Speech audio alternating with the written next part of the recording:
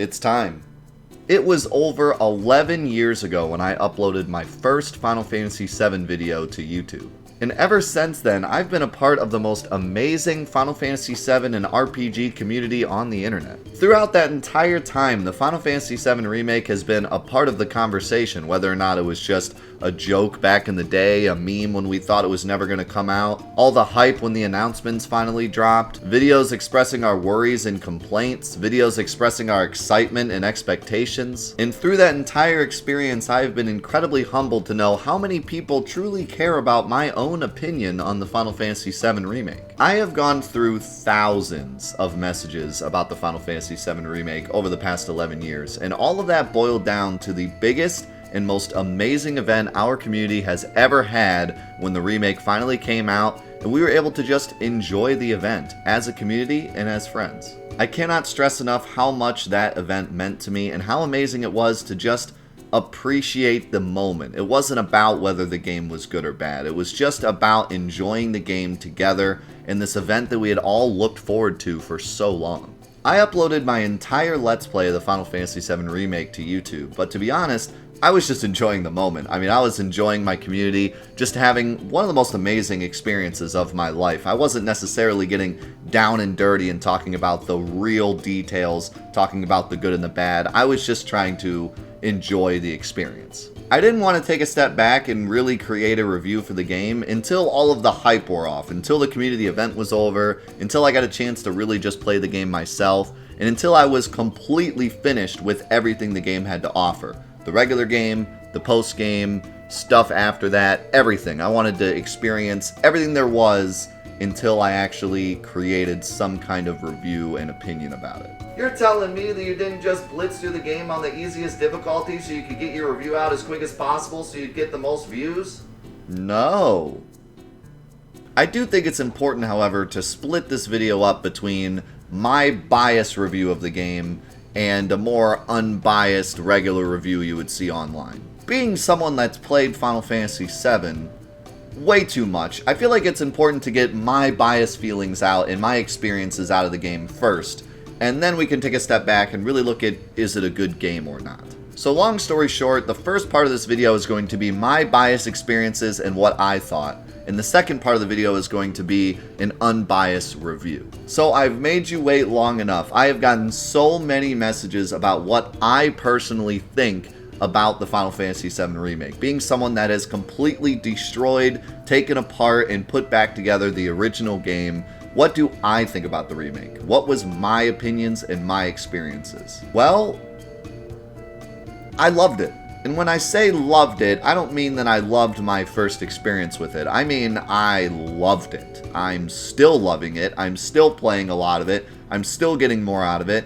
And my first experience of it was nothing short of incredible. Some people who don't follow me a lot might be a bit surprised to hear that, actually. I made a video a while ago that got super popular called The 7 Things I Want and Don't Want from the Final Fantasy VII Remake, and then I made a redacted version of that video as well. And in both of those videos, a lot of what I talked about didn't end up in the remake at all. Now, I will point out that those videos are called 7 Things I Want, not 7 Things I Need. But in general, my opinion of the remake was a bit different back then. Back then, there was kind of a different vibe around the remake and around my community. It seemed like everyone had these checklists of things that they wanted to see, and a lot of people were saying if they didn't have enough things on that checklist, they just simply wouldn't enjoy the game. Now, don't get me wrong, that's an okay opinion to have. They did call it the Final Fantasy VII Remake, so everyone's going to have certain expectations. But at least personally, my expectations changed a lot over the course of the last year.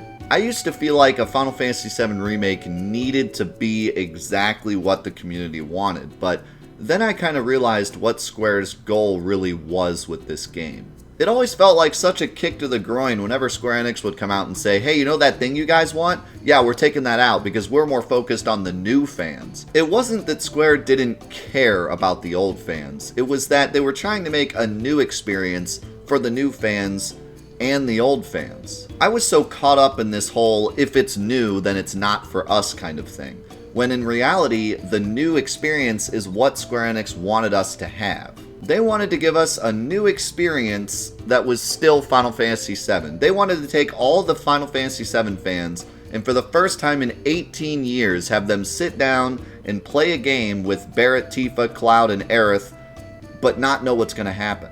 That feeling the very first time you played Final Fantasy VII and you saw one of those scenes and you saw how the characters reacted, they wanted you to feel that again, as if you had never felt it before. Sure, they wanted to repeat some things. They wanted to give you that feeling of nostalgia again, repeat some of the lines, repeat some of the themes. But for the first time, they wanted you to not know what you were getting yourself into. Throw a couple curveballs your way. Make you feel like you're playing a new experience. Once I was able to wrap my head around that idea, I was finally ready to play the Final Fantasy VII Remake. I was able to go in with a blank slate and just enjoy it for what it was. And enjoy the game, I definitely did.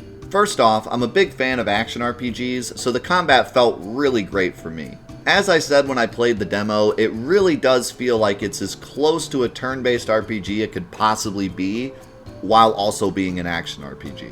In fact, a lot of the core mechanics from the original game kind of shined through here. For example, your survival in any fight weighs pretty heavily on your preparation for the fight. Having the right equipment and materia set up is a lot more important than hitting the right buttons during the fight. Speaking of materia, I do really love the materia system in this game. It really does feel like old Final Fantasy VII. Sure, it isn't as broken and you can't do as many crazy combinations, but there are some really cool materia setups you can find. And it really does feel like the old Final Fantasy VII system, not some kind of hybrid like Crisis Core. I absolutely love the weapon upgrading system. I love that each weapon is useful in different situations and they all have their own types of builds. The only issue with the weapon upgrading system is that it doesn't show the abilities on the weapon until you go into the upgrading menu.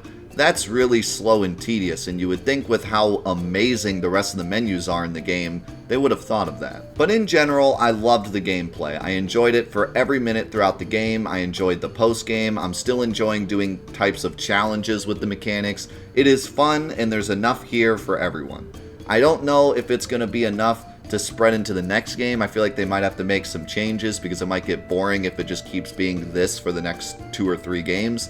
But for now, I really did enjoy the gameplay. But now for the big question, the story, and in more general terms, how did this perform as a remake of the original game? Well, there's a lot of opinions about this, and we'll talk about that more when we get into the unbiased portion of this video. But for me, I absolutely loved almost every single part of the story and all of the elements they brought from the old game into this new current retelling. By far, the greatest thing about the Final Fantasy VII Remake is the characters. If you would have told me before this remake was announced that they would make a game in 2020 featuring Cloud, Barret, Tifa, and Aerith that would make me fall in love with these characters all over again, I would have called you crazy. How could you possibly take the absolute masterpiece that is the character design of these 4 characters and bring it into a modern game and tell it better? That just seems completely insane, and yet they did it. Barret is by far my favorite character in this game. He is absolutely incredible, but I'm not exactly surprised. He had so much potential in a game that's just centered around Midgar. What surprised me is how amazing all the other characters are. Cloud, Tifa, and Aerith don't get a lot of their character growth until after Midgar, in the later parts of the game. But they were able to give them so much growth and so much personality in just Midgar. There's so many little things that they inserted into this game that people might say, hey, that didn't happen in the original, but in the end, shows so much character growth with these characters, but doesn't ruin anything about the original story. Probably my favorite example of this is at the top of the Shinra HQ. There's a scene with Barret and the President, and there's a scene with Tifa where she saves Cloud. Neither of these things happened in the original game, and some people might be quick to point out, hey, the President didn't die in his chair, that's not how it happened in the original. But none of these things actually affect the story of the original game, they're simply just events that happened. Seeing as though this game is based around Midgar, there's a lot bigger of a feud between Barret and the President. It's not just one scene where he yells at the President, it is a constant recurring theme. So near the end of the game, there needed to be some kind of payoff between Barret and the President. If the party had just walked up to the President being dead in his chair like in the original, we wouldn't have gotten a payoff moment between Barret and the President, and all of that build-up and all of those scenes would have meant nothing. So instead, they altered the scene a bit and gave the President and Barrett an altercation, giving us that payoff that the story needed. The same goes for Cloud and Tifa. In the original game, Cloud pretty much just shrugs Tifa off for the entirety of Midgar because their character growth doesn't happen until later. But Square Enix realized that a standoffish Cloud for the entirety of the first game would have been very boring, so instead they give Cloud and Tifa a lot more character development, leading up to this payoff where Tifa saves Cloud. There are many different examples of this throughout the game, but those are just two of my favorites, and two that really made me realize that this was a new experience that I could enjoy as if it were a brand new game, but with my favorite characters and tropes from the original. Because of scenes like this, my reactions to them changing certain plot points in the story tended to be something more like, oh wow, I'm really excited to see where they go with this, instead of, oh my god, Cloud's shoe size is wrong. Now, having said that, some of the complaints people have made about the changes are definitely valid, and we'll talk about that later. But my personal experience was that I was just open to all the new changes. I was excited to see where they were going. Once I saw some of these scenes where they changed stuff, but it actually made stuff better and didn't necessarily ruin any of the story, I was so excited after every change to see what that meant. What was that going to mean for the characters? What was that going to mean for the story? How would they bring this all back around to make it make sense? Because those scenes did such a good job showing me that changes to certain aspects of the story could actually boost the character development and not necessarily ruin any of the themes of the original game, I was much more receptive to the ending being a bit crazy. Now, don't get me wrong, I do have some gripes about the ending, especially as I've watched it multiple times, but my first reactions and first experiences with the ending were extremely positive. When I started the Final Fantasy VII Remake, there were two things that Square Enix could have given me. Either A, a perfect retelling of my favorite game, or B, a new story using the old game as its vehicle. And I feel like this ending in particular gave us the opportunity to enjoy both. We got 17 chapters of the original story boosted by some extra scenes that gave us even more character development and more insights into certain themes from the original game. And then we got a final chapter that gave us something brand new. To me, that's pretty much everything I wanted and more. And if it had just ended at Motorball, I would have felt like I didn't get everything and I would have just had to wait for part 2. But now I really feel like I got an experience that was worth the wait. Even though it doesn't necessarily fit with the story, if I would have had to wait 18 years and I didn't even get to fight Sephiroth, I would have been a bit disappointed, I have to admit. Now don't get me wrong, I'm sure a one-to-one retelling of the ending of the game would have been fine by me, but here I kinda got the best of both worlds. Now was it a bit much? Yes. And was it a spectacle? Yes. But it was a beautiful spectacle. It was complicated, but I enjoyed that. The original game was complicated, and this gave us a lot to talk about and a lot to theorize about. As I said before, I probably would have been content with the game just ending with Motorball, and maybe even just a Sephiroth fight that ended up being a fake Sephiroth or something.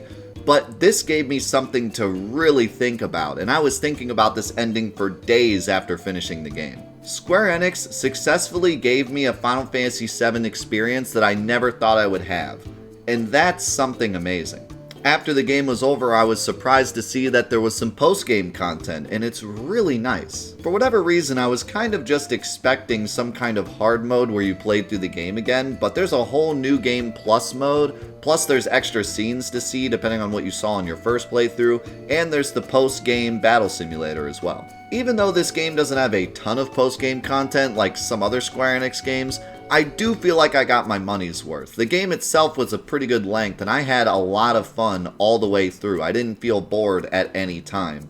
And the amount of post-game content that's there feels like it's enough, especially since this is only part 1. So as you can tell, I really did enjoy my first time through the game, and I'm still enjoying the game now. I was a little afraid that because this was part 1, I would really just kind of play it and be done with it until part 2 came out. But it has a lot to give. I really enjoyed the post-game, and the combat is actually deep enough to open up opportunities for challenge runs, or just playing through the game multiple times and learning new techniques and strategies for certain enemies. But hey, this wouldn't be an opinion segment if I didn't at least tell you some of the frustrations I had with the game. Probably my biggest complaint in the game is the aerial combat.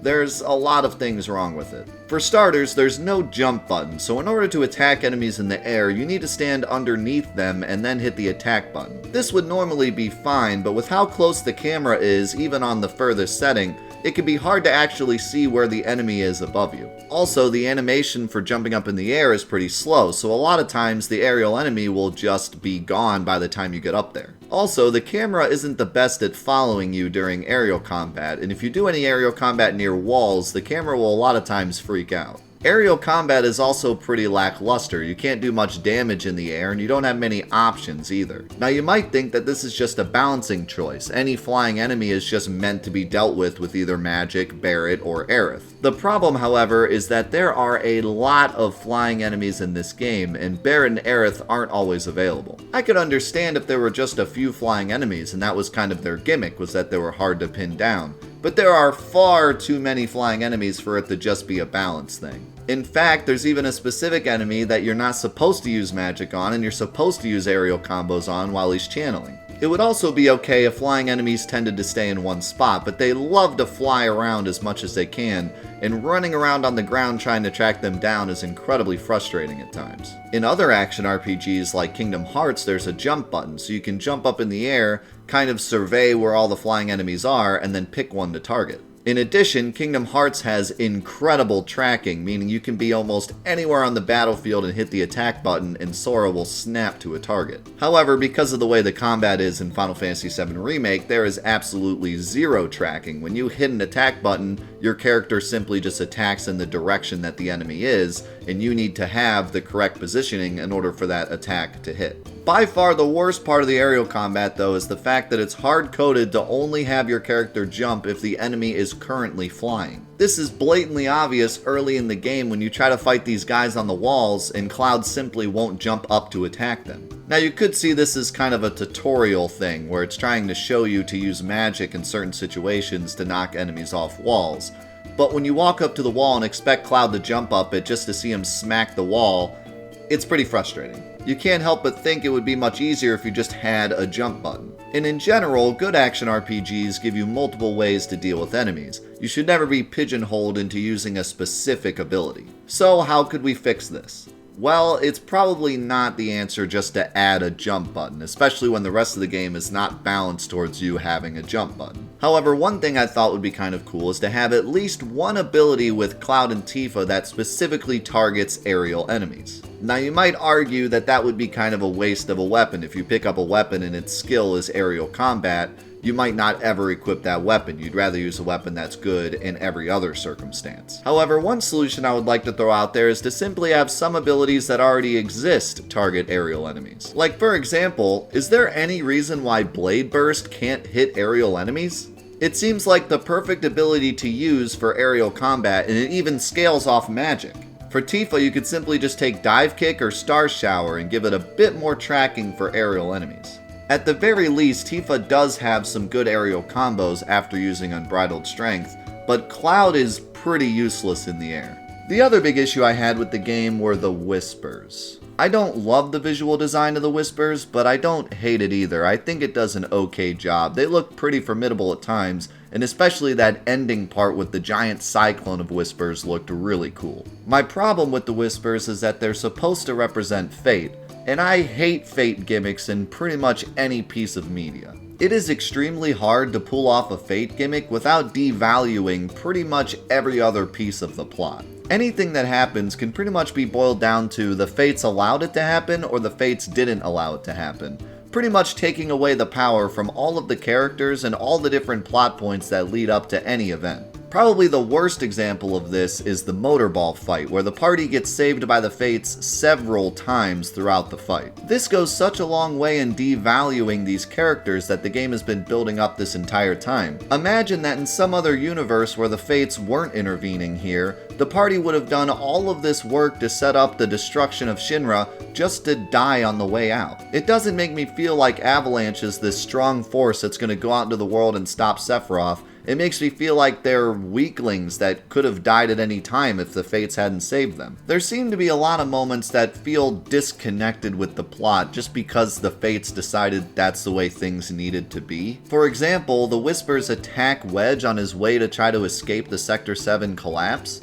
Why? Are they trying to make sure that he can't escape? Because it kind of already looks like he can't escape. And why would that have any kind of effect on the plot anyways, other than some kind of weird butterfly effect thing where somehow if Wedge survives Midgar, Hojo never makes it to Costa del Sol. But then wait, because he does actually survive, but then they kill him later? Why? Then there's times where it seems like the Whispers are just attacking things for no reason. Could it really be that every little tiny thing that happens has drastic implications for the rest of the plot? If that's the case, then the fact that we defeated the Fates means that the next games are going to be insane. We're going to be on the moon fighting Genova's brothers, and Barrett's going to become a dentist. But the thing is, that doesn't seem to be where they're headed. They've gone on record saying that the next games are going to also be pretty close to the original plot.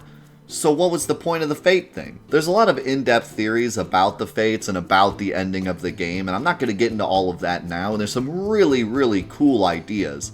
But in general, I just didn't like the Fate part of the ending. I think that a lot of the cool stuff in the ending and a lot of the references they make and Zack and all that stuff is really neat, and there's a lot of really cool theories.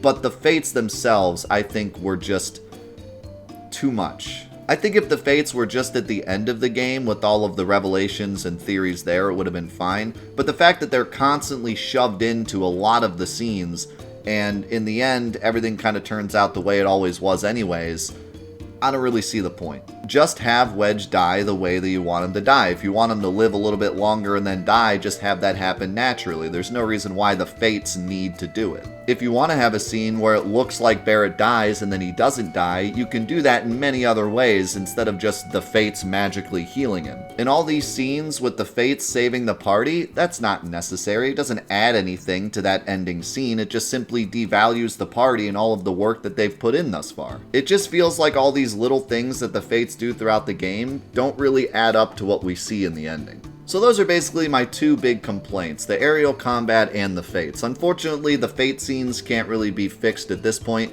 but the aerial combat definitely could. And overall, that's really all I have to say negative about the game. Sure, there's little things here and there that I nitpicked throughout the game just to have something to talk about, but overall, those are the only two things that I would see as a negative experience for my first playthrough in my personal opinions. I teased about giving the game a 9.5 or so during my Let's Play before I played the postgame, and I don't think playing the postgame really changed that opinion too much. At least for my personal playthrough and my personal favorite games, it's up there. It's definitely 9.5-ish range if I had to give it a number. This is an experience that I will remember for a very long time, and not just because it was a big event in our community, but because I just simply loved playing through this game. All I could really ask for with this remake was a new Final Fantasy VII experience, and they gave me that and more. The fact that I get enjoyment out of playing this game over and over again in the same way that I enjoy playing old RPGs over and over again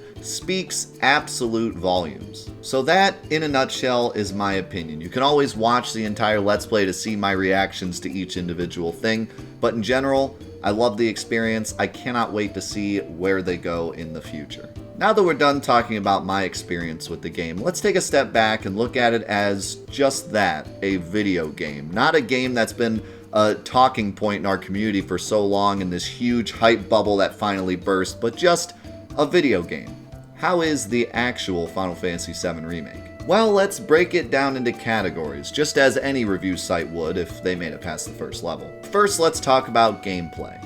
This is a brand new action RPG. It borrows some elements from other games, but in general, it's its own thing. It seems like their plan was to make a more tactical action RPG. Sure, you're running around and attacking things, but it's all about what abilities you use when and how prepared you are for each fight. The combat is fluid and fun, and it stays fun throughout the entirety of the game. There's always new things you're picking up on, like certain attacks you can dodge, certain attacks you can block, certain combos you can pull off, certain abilities that are good to use in certain spots. The balance in this game is incredibly well thought out. Whether or not you do the side quests or not, you're never going to feel like you're missing out on something. Every battle is definitely winnable no matter what kind of setup you're using. They went for a more streamlined approach. There's never really a time when you need to grind in order to get through anything, and after you beat the game, they up your AP and XP ratios so that you don't really need to grind and you can just get right into the good stuff.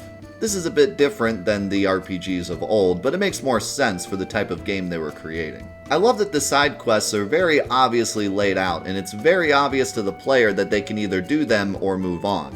It never feels like you're dragging your feet in this game. You can always just move on to the next objective if you want. Even the Chadley challenges are laid out in a way that you can simply move on to the next story objective and get those challenges done at the same time. The materia system isn't as diverse as the original game, which it really shouldn't be, seeing as though it's just Midgar, but it works really well, and there's actually a lot of nuance to it if you place your materia wisely. As I said before, I love how this is a faithful reconstruction of the original materia system, and not some kind of hybrid like in other games. The menus are super sleek and easy to use, the only issue being that you can't see which upgrades each weapon has unless you go into the upgrade menu, as I mentioned before. Not only that, but the upgrade menu has this stupid animation that plays every single time you enter it. I'm not sure why they didn't just do that the first time you get a new weapon and then just shorten it after that. The game also has some great minigames, which I expect to see more of in the future, but the ones in this game were pretty good. The story is easy to traverse, but there's a lot of nuance to it too. A lot of the decisions you make affect cutscenes later,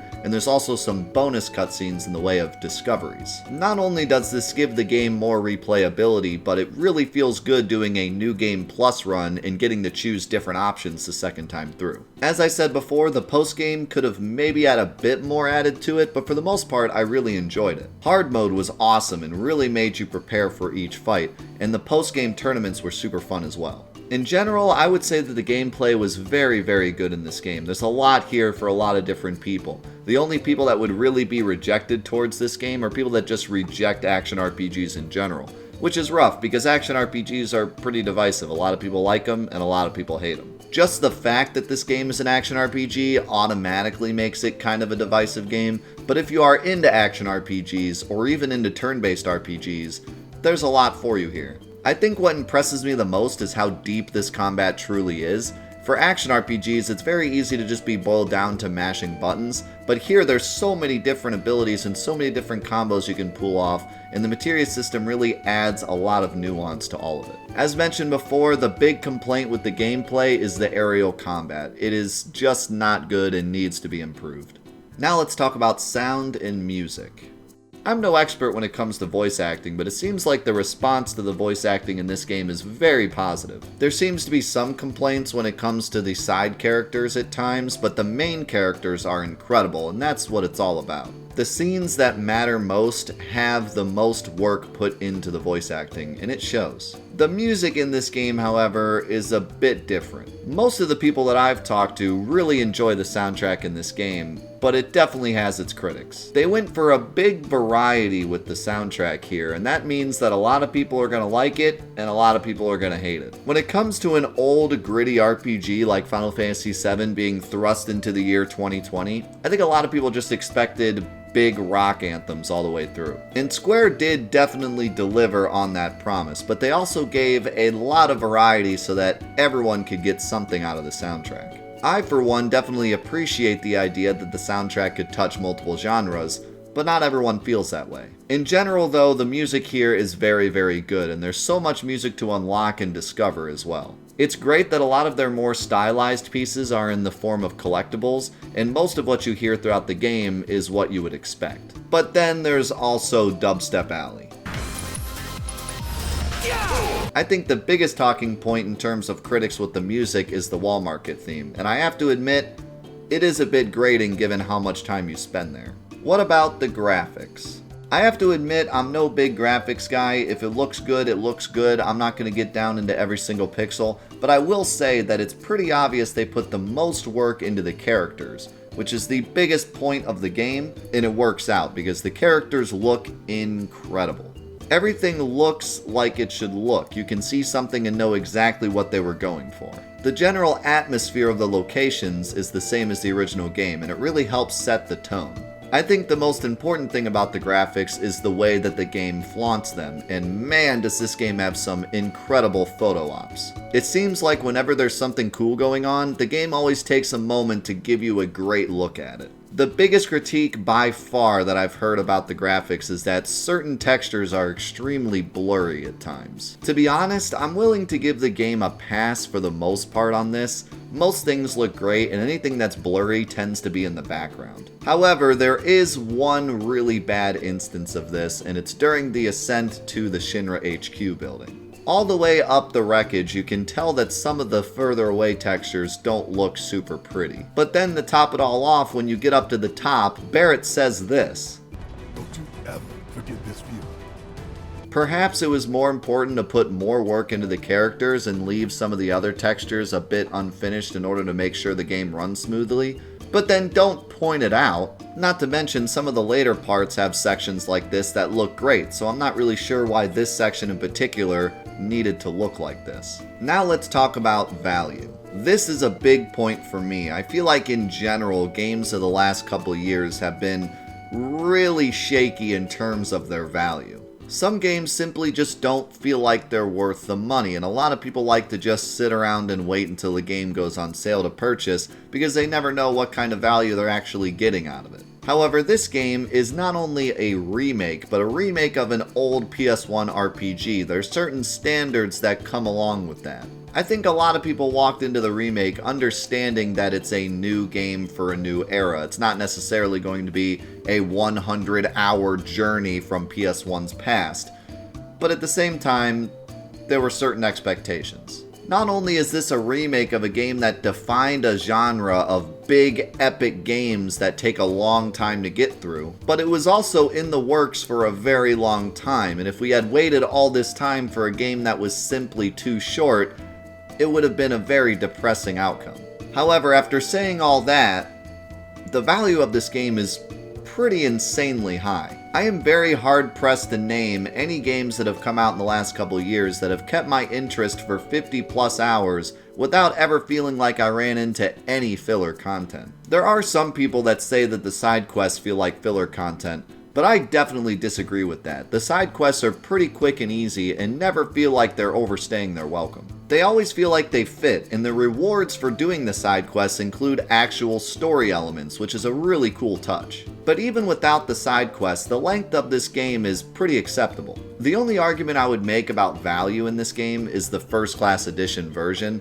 It's very expensive for what you get, but at the same time, I've talked about this at length before. If you bought the First Class Edition and feel like your money was worth it, then it was worth it. Special editions of games are worth whatever you emotionally put into them. If you enjoy having a special edition of a game, then it was worth the money to you. No one's forcing you to buy those versions of the game, so it's all up to your own opinion. For example, Kingdom Hearts is a series that's very close to my heart, so buying the limited edition of that game meant a lot to me, no matter what the price was. Meanwhile, I can look at a special edition of something like Fallout 76 and think that's not worth 10 cents to me. Of course, that's not really even an opinion thing, is it?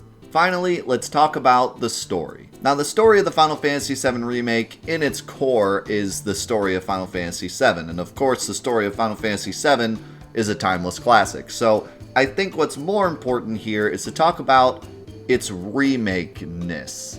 How much of a remake is it? Did they do a good job remaking Final Fantasy VII? Well, yes and no. In my bias review, I talked about how I thought the game did an amazing job retelling the story in a way that still felt like Final Fantasy VII, but gave us something new to explore as well. However, there's many people that don't feel that way. It feels like the general consensus is that they did a very good job, and a lot of the big Final Fantasy VII faces on the internet tend to agree with that. However, looking at this from an unbiased standpoint, it is very important to note that a big chunk of Final Fantasy VII fans disliked the way it was treated in the remake. There's a big portion of people that just jumped ship when the game was announced to not be turn-based. There was another big chunk of people that jumped ship when they realized that the remake was taking a lot of liberties with the source material. And finally, there was a big chunk of people that left as soon as they got to the end of the game and realized that a lot of things happen. I think that in general, Square Enix could have cut down on the amount of people that just completely jumped ship if they had made the ending a bit less exaggerated. Maybe if they could have better eased people into the changes instead of just having a giant switch at the end of Chapter 17, maybe some people could have jumped on board a bit easier. However, some people will argue that a big finale is something that they should have had after the amount of time it took to finally produce this game. It would have been a bit of a deflation if it just kind of ended out of nowhere. Ignoring the ending just for a minute though, this game does an incredible job of retelling Final Fantasy VII in a way that works for almost everybody. Almost every scene that is added has a purpose and doesn't necessarily change the original story, but just simply enhances it. As mentioned before, the characters are the shining star of this game, as they should be. The amount of elements added to Barrett in particular, as well as the rest of the cast and some of the side characters, truly make this game feel alive. Another thing that really stands out about this game and its remake status is how funny it is. The original game had a lot of comedy, and that was on purpose. The game has a very dark tone, so it uses its comedy in order to lift the mood. And boy, did they put a lot of comedy in this remake. There are a lot of amazing moments. And the attention to detail is just amazing. One example that I thought was amazing was after you beat the game and get the Bahamut summon, if you go back and do the wall market tournaments again, the announcers will actually make comments about Bahamut. I have been listening to what people wanted in this remake for 11 years, and it seems like almost every single thing I've heard over the years is in the remake at some point. All the scenes, all the dialogue, all the tropes, it's all here. They did their best to really make this feel like the game that everyone wanted all along. I do wish the game had a bit more fan service in it in terms of actual Easter eggs. There's the cool Easter egg in the bar that shows the original fields, and there's also the picture of Shinra in the HQ. That's something. But it would have been cool to see a bit more. One thing that I heard a lot is that there's no mention of the "this guy are sick" line from the original game. It's not like the game is ruined because they don't have a single line in it, but as I was playing through, I realized that there's this great scene with the kids around and a sick guy, and it would have been so easy for them to just have one of the kids say, "this guy are sick," and then the teacher quickly correct them, and it would have been amazing. But in any case, that's just nitpicking. In general, the game felt like Final Fantasy VII, and that's the most important thing here. Probably the biggest issue facing this game in terms of its remake quality is the actual name Remake. Many people are going on record saying that the game shouldn't be called a remake, and they're coming up with all sorts of other terms that the game should have been called, but Square Enix called it a remake, and they've advertised it as a remake, so we need to judge it based on being a remake. And although this game is a very good and faithful remake, it does go a bit off the hinges at the end. Many fans like the ending, many fans don't like the ending, but at the end of the day, is it remake quality? It's hard to say. I think all I can say for sure is that perhaps they went a bit too far, a bit too early. I think less people would have jumped off the ship, as I said before, if it was a bit more toned back and maybe they introduced a little bit more to the story in part 2. There is one big complaint about the story that I do want to talk about before we wrap this whole thing up. When Square Enix was talking about this game before it released, they always talked about how the game was for the new fans and the old fans. I always hate when Square Enix does this. There's no reason why you should make the Final Fantasy VII Remake for new fans. Make it for the old fans, and the new fans will jump on ship if it's a good game. Being a face for the original game and even creating a mod for playing the original game with more quality of life, there are so many people that have come to me and asked how they should play the original game before the remake comes out. And that's just the thing. You don't need to make the Final Fantasy VII Remake for the new fans. Anyone that's interested in the look of the game is either going to play it or go back and play the original, become a fan of the original, and then play the remake. Even if you're secretly doing certain things in the game in order to make sure that a new fan base would be comfortable with it, you don't need to say that out loud. You don't need to come out and say, "Hey, this is for new people." Just make it for the fans. But hey, that was their decision. That's how they decided to market it. That's fine. Here's the problem. I don't think this game is great for new fans. It seems like they put a lot of work into making sure that people that have never played Final Fantasy VII understand what's going on. But then they threw in the Fate thing where they're constantly showing visions of the game that a new fan is going to have no idea what any of that is about. But more importantly, a lot of the things that happen at the end of the game will go completely over a new player's head unless they've read up on the original game's plot. Now, I'm not here to tell you if that's a good or bad idea. All I'm saying is, don't advertise the game as a game for new players and then throw in a bunch of stuff that's going to go over their head. Pick one or the other. Now, in fairness, a lot of remakes like to throw in little tidbits here and there that only the true fans are going to understand, but having these huge overarching plot points that are almost necessary to know in order to understand what's going on is a bit too much. Probably the best example of this is Zack. Every single scene with Zack makes absolutely no sense if you don't know who Zack is. Even his big reveal is supposed to be like a big deal, but a new fan would have no idea what that even means or why it's important. Aerith talks about him a little bit, but in general that's not going to give a new player the idea that he's some super important and powerful character. Alright, so that's all the points that I wanted to cover in terms of an unbiased review. In general, I think that the game was pretty well received, but it definitely alienated some of the old fans, and also alienated some potential new fans. As a video game, the game is great. It's fun, the value is there, the gameplay and the sound and the music is all there, the game looks fantastic, and overall, it's an amazing experience. As a remake, I feel like it does a great job living up to expectations, but maybe went a bit too far in certain aspects. The one final point that I would like to make is that the game doesn't necessarily innovate in any way. In order for a game to be a 10 out of 10 or a 9.7 out of 10 or be a timeless classic, it needs to be innovative.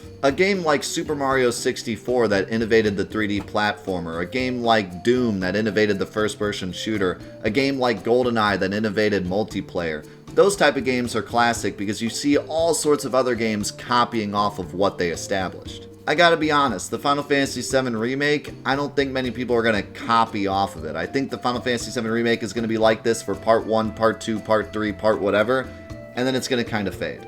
Unless they do something crazy in the next installments, like create an open world or create some kind of new gameplay mechanic that switches everything up, I think it's just going to be this, and then that's it. I don't see this game having a lasting impact on the video game industry. I see it as just an amazing event for those that were involved in it. So for that reason, you're not going to see me giving this game a 10 out of 10, but at the same time, it's kind of hard to give it a lower rating just because of how good of a core video game it is. In an industry full of broken multiplayer games and single-player experiences that have to be buffed by DLC and patches, this game stands out as a complete $60 experience. The only real gameplay critique I can give the game without it being a some people like it, some people don't thing is the aerial combat. When it comes to the story and its remake status, it's always something where some people are going to like it and some people won't. But Square Enix had a vision, and they completed that vision. This game doesn't feel like it's missing anything, and it doesn't feel like Square Enix failed in their mission to bring us Final Fantasy VII again. It doesn't feel like we need to play part 2 in order to get our money's worth. So for that reason, if I had to give this game a number, it would be a 9 out of 10. But take that with a grain of salt. I'm not a video game reviewer. That number doesn't go against any other games. So that's just simply a number that I think is reasonable. I think what's better than giving this game a number is to just simply say if you're a Final Fantasy VII fan, there's a good chance you'll like this game. And if you're an action RPG fan, there's a very good chance that you'll like this game. And even if you're an old-style PS1 turn-based RPG fan, chances are this is the best action RPG for you. If you've played action RPGs before and felt like there wasn't enough tactical decision-making, this is the game for you. If you feel like nowadays RPGs are just grind fests, this is the game for you. If you like amazing characters, silly side quests, mini-games, and comedy gold, this is the game for you. In general, I can recommend this game to anybody. There will be some people who are rubbed the wrong way, but for the most part, I think we can all agree that it is a well-made video game, and very, very fun.